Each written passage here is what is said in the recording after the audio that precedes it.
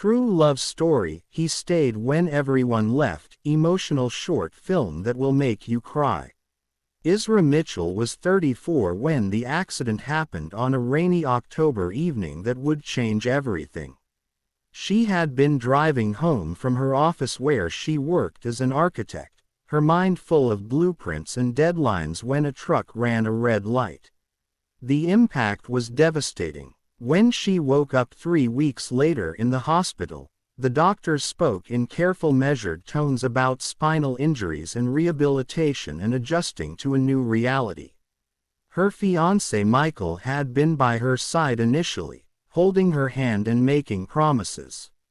But as the weeks turned into months and the reality of her condition became clear, his visits grew shorter and less frequent. One cold December morning, he sat at the edge of her hospital bed and told her he couldn't do this, that this wasn't what he signed up for, that he was sorry. Isra watched him walk away and something inside her broke in a way the accident never could. Her friends came at first, bringing flowers and cheerful words. But life moves on and people get busy and eventually the visits stopped. Isra found herself alone in her apartment with a wheelchair and a future she never imagined. She stopped answering calls. She stopped going to physical therapy. She stopped believing that anyone would ever see her as anything more than her disability. That's when David entered her life. David Richardson was 38. A carpenter who had taken a contract to build custom accessibility features in her apartment building. He was the kind of man who noticed things, who moved through the world with quiet attention. The first time he saw Isra struggling with the building's front door, he simply held it open without making a fuss, without that look of pity she had grown to hate. The next day, he installed a better automatic opener. No announcement, no expectation of gratitude. He just fixed what was broken. Isra noticed him working in the hallway one afternoon and asked why he did that. David looked up from his toolbox with warm brown eyes and said simply that everyone deserves an easy way home. There was no drama in his voice, no performance of kindness. Just a statement of fact delivered with the same straightforward honesty he brought to his carpentry. Over the following weeks, they began to talk. Not about her accident or her wheelchair or her limitations. David asked about her work as an architect, about the buildings she had designed, about the way she saw space and structure. He showed genuine interest in her mind, in who she was beyond what had happened to her. Isra found herself looking forward to those conversations in ways she hadn't anticipated. One evening as winter settled deep into the city, Isra's elevator broke down. She was stranded on the ground floor with no way to reach her fourth-floor apartment. The building manager apologized profusely but said repairs wouldn't happen until morning. David was leaving for the day when he saw her sitting there in the lobby, trying not to cry from frustration and exhaustion. Without hesitation, he assessed the stairs and turned to her. He asked if she would trust him. Isra looked into his eyes and saw something she hadn't seen in a long time, someone who saw her as a person worth the effort. She nodded.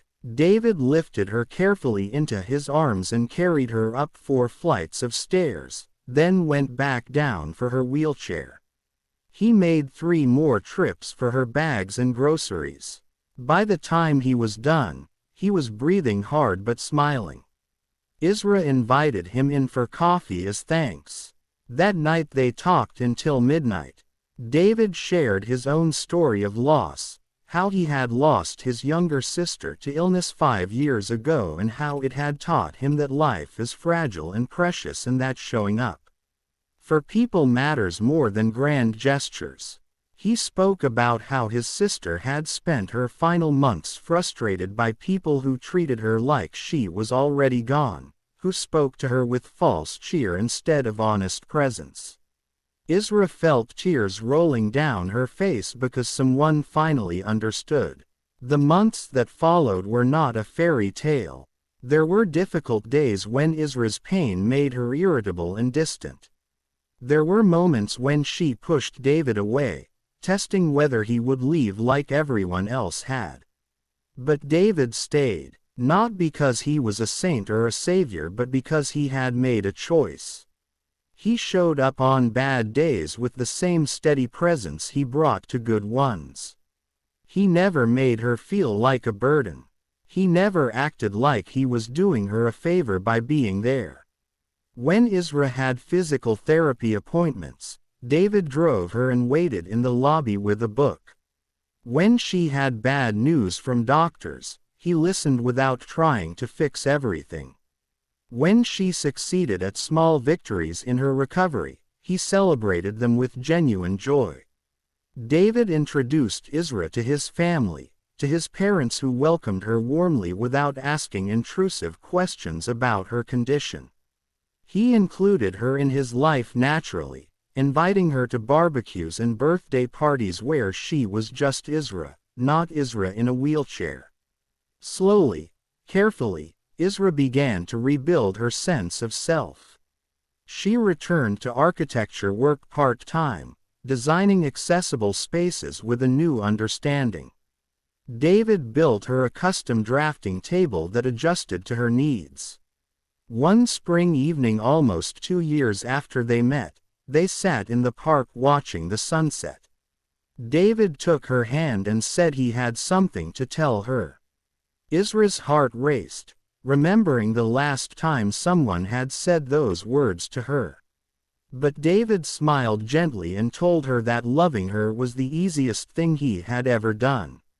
Not despite her wheelchair but because of who she was, the strength she showed, the kindness she carried even through pain, the brilliant mind that saw beauty in structures and spaces.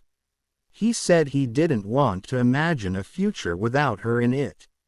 Isra cried, not from sadness but from the overwhelming relief of being truly seen.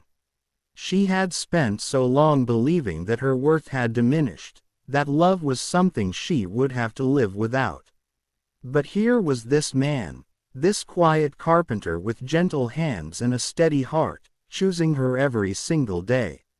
They married that autumn in a small ceremony surrounded by people who had stayed, who had shown up, who had proven that real love isn't about perfect circumstances. David built a ramp for their new home himself, constructing it with the same care he brought to everything he did. Years passed and their love deepened in the way that real love does, not through dramatic moments but through thousands of small choices. Through mornings when David made coffee exactly how Isra liked it. Through evenings when Isra listened to David talk about his work projects. Through the hard conversations and the easy laughter and the simple presence of being together. Isra's father, who had struggled with his daughter's accident, told David once that he had given them back their daughter. David shook his head and said Isra had never been lost, people had just stopped looking for her. Now at 40 and 44, Isra and David had built a life together that honored both their strengths and their vulnerabilities. Isra's architecture firm specialized in accessible design and she spoke at conferences about building for everyone. David had expanded his carpentry business to focus on adaptive home modifications. Together they created spaces where people could live fully regardless of their physical challenges. Their story wasn't about one person saving another. It was about two people, choosing to see each other clearly, to stay present through difficulty, to build something real from honest foundation. On their anniversary each year, they returned to that park bench where David had first told Isra he loved her. They sat quietly, hands intertwined, watching the sunset paint the sky in shades of gold and amber. Isra would lean her head on David's shoulder and thank him for staying. And David would kiss her forehead and remind her that staying was never a sacrifice. It was simply where he chose to be. Because real love, the kind that lasts, isn't about perfect circumstances or easy roads. It's about showing up. It's about choosing someone every day. It's about seeing past what the world sees to the person underneath. And sometimes, if you're very lucky, someone does the same for you. If this story touched your heart, please like this video and share it with someone who needs to hear it today. Subscribe to our channel for more stories about real love, kindness, and the quiet courage it takes to stay. And tell us in the comments about someone who stayed when others left, who saw you when you felt invisible. Your story matters. Thank you for listening.